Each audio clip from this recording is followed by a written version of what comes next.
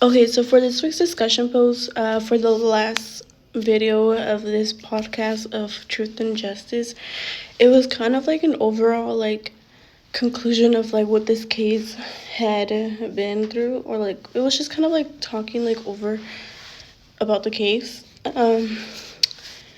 So some things that I thought were interesting that was said in this podcast was that we kind of knew that this had been like mentioned. I kind of that they kind of like mentioned how Damien's name was like mentioned right after the body was found, and like, which I found crazy because it's like they didn't really investigate like suspects, and they just like, oh, Damien, and then there, which was interesting to me.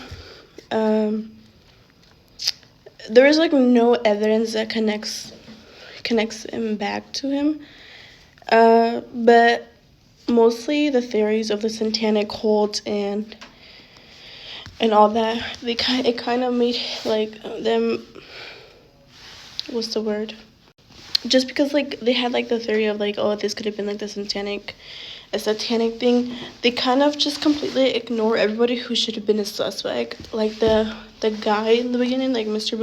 Bojangles, I think, in which I thought was really concerning because like they should have at least followed up with him and like investigated him more. And like they kind of also like how they mentioned that they kind of ignored other possible suspects because they didn't fit like the theory of them, of like the satanic thing they thought was.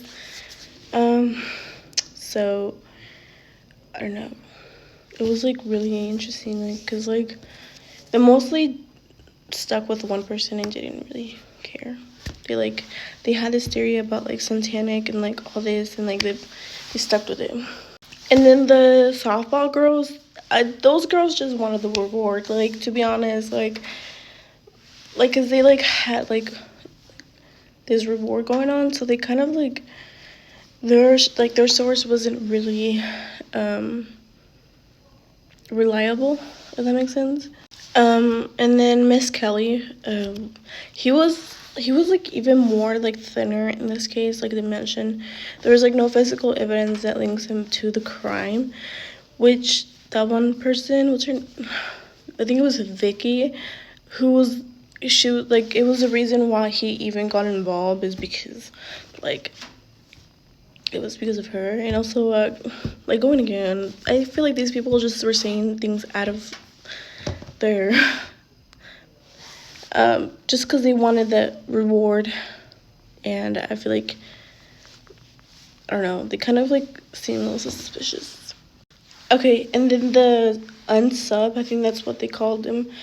It was kind of interesting hearing like how they like described him. Like they described him as like a 30-year-old. He had like a personal connection to at least like one of the victims. They also described him as, from far he's charm, nice, but from like close he's kind of like, you kind of like fear for his violence temper, which was like interesting to hear. They also described him as a narcissist and cockiness. And they also mentioned that he could possibly like lived close like to like the neighborhood, like possibly a house, someone like somewhere close. He was probably like someone close in the case, like helping around search for the boys. He definitely also like mentioned that he definitely knows how to avoid being caught by cops, which was really interesting to hear because like all of these like kind of like do connect to like a possible suspect that did this. It was like, I don't know, it was kind of like interesting to hear. But I still don't think any of those kids were suspects. Okay, yeah, but that's all I had. Yeah, thank you.